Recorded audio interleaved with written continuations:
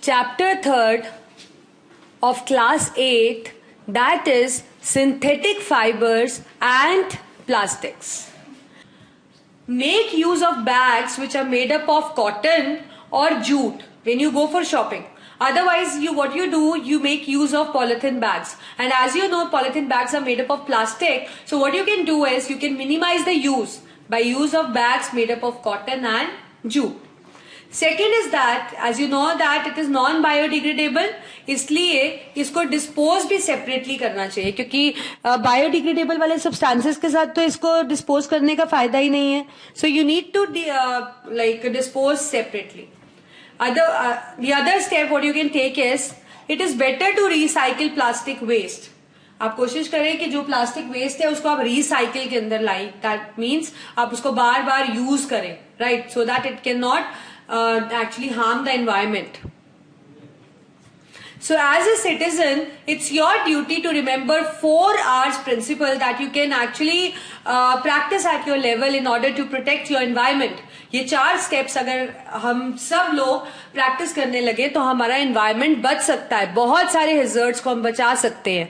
And what are those 4 R's principle? That is reduce, reuse, recycle and recover. Reduce का मतलब कोई भी चीज एनवायरनमेंट को खराब करती है उसके यूज को मिनिमाइज करें. रीयूज का मतलब उसको बार बार यूज करें. रिसाइकिल, उसको रिसाइकिल करके कोई और चीज उससे आप प्रोसेस करके बना लें. And then you can recover it also. So if you are practicing this 4R principle, actually you can save your environment not only from plastic but from many other pollutants also.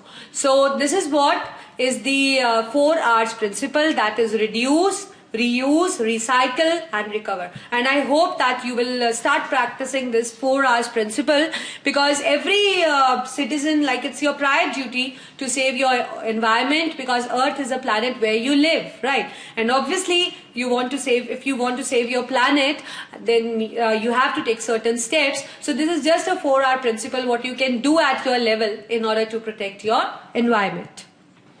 Let us start with few activities now.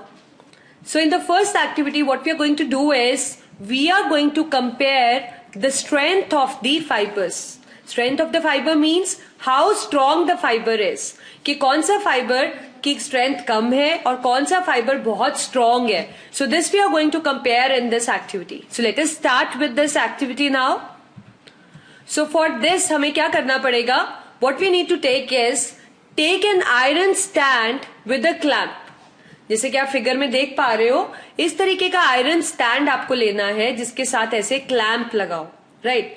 Then next step is, take a cotton thread of about 60 centimetre in length. एक cotton का thread ले लीजिए which is around 60 centimetre in length.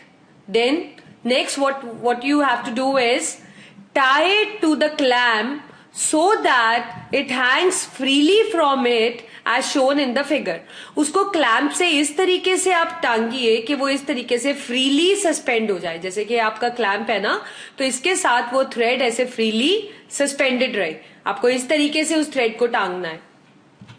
Then at the free end suspend a pan so that the weights can be placed in it. इस thread के साथ आप एक pan को सस्पेंड करिए और पैन इस तरीके का होना चाहिए कि आप इसके अंदर वेट्स रख सके.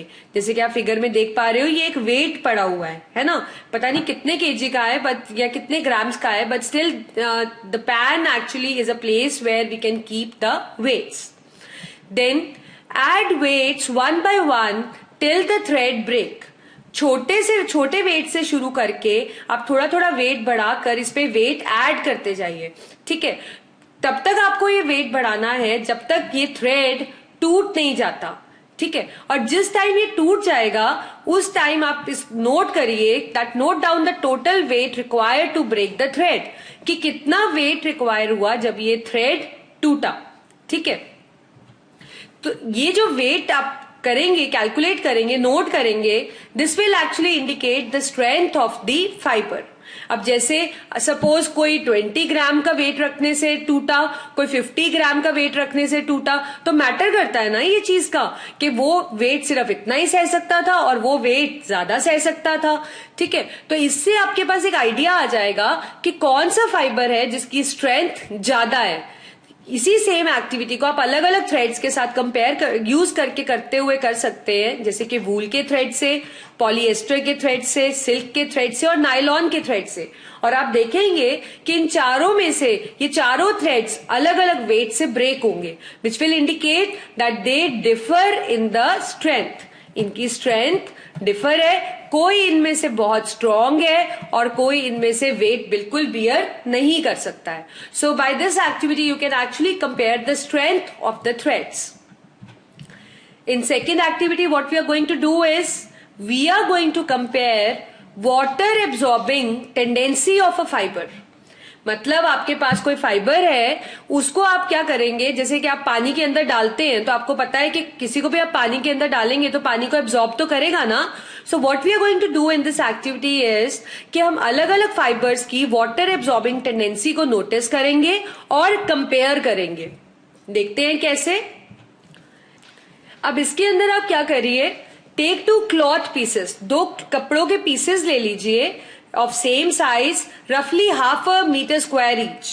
2 सेम आप समझ लीजिए 2 क्लॉथ पीसेस ले लिए जिनका साइज ऑलमोस्ट सेम है। ठीक है, one of them should be of natural fibre, एक क्लॉथ पीस नेचुरल फाइबर से बनाओ and the other should be from synthetic fibre, और दूसरा सिंथेटिक फाइबर से। Suppose this is from natural and this is from synthetic fibre. आप figure में भी देख पा रहे हैं, these are cotton bedsheets, so this is a natural fibre you know, and this is a polyester, that means a synthetic fibre. तो आप ऐसे 2 पीसेस क्लॉथ के ले लीजिए, सपोज एक कॉटन का और एक पॉलिएस्टर का, क्योंकि कॉटन आपके पास एक नेचुरल फाइबर है और ये आपके पास एक सिंथेटिक फाइबर है। दोनों को सेम साइज का आपने लेना है। ठीक है, अगर आप इन क्लॉथ पीसेस को पहचान ना पाए, so you can actually take the help from your parents in identifying the natural fibre cloth and the synthetic fibre cloth. फिर उसके बाद देखते हैं हमें क्या करना है। Then what we need to do is soak the pieces in different mugs. 2 mugs ले लीजिए, ठीक है, और जो 2 कपड़े आपने लिए हैं उनको पानी के अंदर डाल दीजिए। सपोज ये हमारा नेचुरल फाइबर वाला है और ये हमारा सिंथेटिक फाइबर वाला है, तो हमने एक ऐसे मग में डाल दिया जिसको पानी से हमने भर दिया है। ठीक है, जैसे कि कॉटन वाला सपोज आपका इस वाले फ्लास्क में है, ए वाले में, और पॉलिएस्टर वाला जो सिंथेटिक फाइबर है वो आपका बी फ्लास्क में है। ठीक है, then take the pieces out from the containers. उसके बाद जब वो गीले हो जाएंगे उनको बाहर निकालिए, नेचुरल वाले को भी और सिंथेटिक वाले को भी। उनको स्प्रेड करिए, ठीक है, सन के अंदर कुछ मिनट्स के लिए। And you know that what you are going to focus, देखिए नेचुरल फाइबर ये हो गया, सिंथेटिक आपका ये हो गया। तो जब आप इनको स्प्रेड करेंगे in the sun for few minutes, you will see that synthetic fibre dry very quickly as compared to the natural fiber। इसका मतलब water absorbing tendency natural fibre की ज्यादा है और सिंथेटिक की कम है। तभी तो जब आप इसको सन के नीचे सुखाते हैं, it readily loses water and it gets dry faster. तो इससे आपको पता लगता है, आप ऐसे किसी भी नेचुरल और सिंथेटिक फाइबर्स को कंपेयर कर सकते हैं, इनकी वाटर एब्जॉर्बिंग जो इनकी टेंडेंसी है वो डिफरेंट होगी। Now let us start with some question and answers. So the first question we are going to discuss is difference between thermosetting and thermoplastic. So thermoplastics are the plastics that easily get deformed on heating and can be bent easily, and they are used for making toys, car, grills, etc. Example, we have like polythene and PVC. So polythene and PVC are considered to be thermoplastic. Now let us see what are thermosetting. Thermosetting plastics are those which once molded can't be softened on heating, and they are used for making handles of utensils, floor tiles, etc. Example we have is bakelite. Second question we are going to discuss is, how can you show that thermoplastic is a poor conductor of electricity? So as we all know that all electric wires are insulated with plastic cover, and you have seen that those plastic cover do not cause any kind of electric shock when you touch it. So this proves that thermoplastic is a poor conductor of electricity. Third question we are going to discuss is, write advantages of using plastic containers for storing food. So advantages are, they do not react with the food, they are strong and light, easy to handle and use. Why mountaineers use nylon rope for climbing the mountains? आपको पता है जितने भी mountaineers हैं they actually make use of rope, है ना. इस रोप को ही पकड़ पकड़ के वो चढ़ते हैं ऊपर. तो ये रोप जो है वो मोस्टली नाइलॉन का बना होता है. तो नाइलॉन का रोप ही क्यों यूज होता है? Because nylon is a high strength fibre. वो टूटता नहीं है आसानी से, वो इनके वेट को बियर कर पाता है, क्योंकि जब ये इसको पकड़ के चलेंगे तो सारा का सारा वेट इनका थ्रेड पे, ये रोप पे रहने वाला है ना. तो ये टूटता नहीं है क्योंकि ये हाई स्ट्रेंथ है और माउंटेनियर्स को क्लाइंब करने में ये हेल्प करता है. So that is the reason that nylon is used in making the rope for climbing the mountains. Next question we are going to discuss is, write properties of nylon which make it different from all other synthetic fibers. It is strong, elastic and light, lustrous and easy to wash. Thank you.